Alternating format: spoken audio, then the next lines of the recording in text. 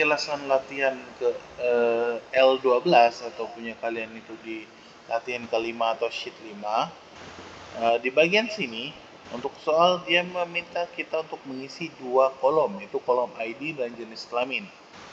Untuk kolom ID saya tidak akan jelaskan kembali, kalian bisa putar video sebelumnya untuk membuat ID itu seperti apa sesuai keterangan soal.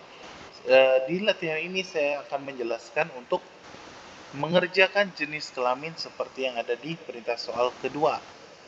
Oke, penjelasannya seperti berikut. Untuk mengisi jenis kelamin, kita akan menggunakan rumus yang namanya rumus logika. Rumus logika adalah rumus yang digunakan untuk membandingkan dua kondisi atau lebih agar bisa ditentukan nilainya tanpa perlu kita cek secara manual. Untuk penggunaan rumus logika itu adalah rumus if, atau kalimat bahasa Indonesianya terjemahannya adalah jika. Jika kalau kita terjemahkan ke Inggris adalah if. Untuk rumus if penulisannya seperti ini. Oke, bisa dilihat di rumus if itu ada 1, 2, 3. Ada 3 kriteria yang harus terisi. Pertama itu logika tes atau pembanding yang kalian gunakan. Kemudian hasil benarnya apa, hasil salahnya apa, seperti itu. Oke, sesuai keterangan soal. Di sini ada dua kondisi yang ada. Kalau contohnya L sama dengan laki-laki. Kalau P sama dengan perempuan. Oke, kita sudah dapat dua kondisi. Jadi kita bisa gunakan rumus untuk mengisi jenis kelamin di sini dengan kondisi yang sudah ada. Sebenarnya cara termudahnya kalian tinggal terjemahkan perintah soal ke dalam bahasa Inggris dan dituliskan kembali. Saya contohkan seperti berikut. Sama dengan if, buka kurung. Oke, logical testnya kita masuk. Kita terjemahkan dari perintah soal. Jika ini sudah if, jk, L, JK posisinya ada di kolom E. Oke, kita ambil di baris pertama untuk nomor 1. Oke, JK sudah kita dapat. Keterangan soal jika JK-nya L, oke, artinya jika JK L. JK di kolom E2 sama dengan L.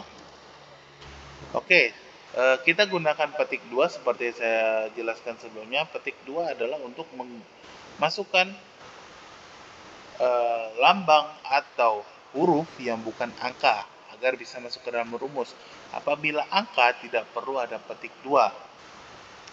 Oke, kondisi logical testnya sudah masuk atau pembandingnya sudah masuk nih. Jika JK di kolom E2 itu L, maka keterangan seperti keterangan soal sini, maka jenis kelamin adalah laki-laki.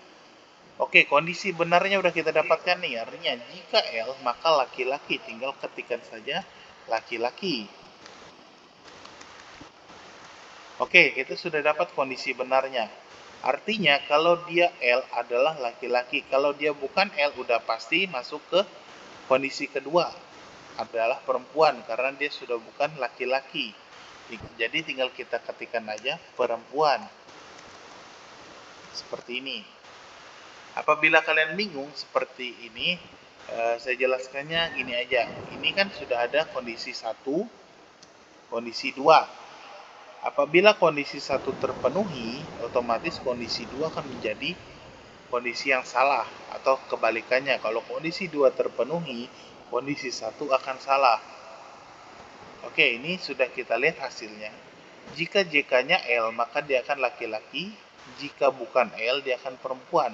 Oke, kita contoh ubah saja punyanya Iqbal. Iqbal ini jenis kelaminnya adalah laki-laki, kita ganti jadi P atau perempuan. Dia akan berubah otomatis menjadi perempuan. Jadi kalian tidak perlu mengubah data dengan cara mengecek satu-satu. Kalau kalian disuruh mengerjakan untuk mengubah kode jenis kelamin menjadi jenis kelaminnya, jadi cukup gunakan rumus if saja. Apabila kita kembalikan ke L, dia akan jadi laki-laki lagi. Seperti itu cara penggunaan rumus if. Apabila ada yang masih kurang jelas, bisa ditanyakan ke saya, bisa melalui WhatsApp, atau pas ketemu bisa ditanyakan. Oke, sekian dari saya untuk penjelasan latihan kelima.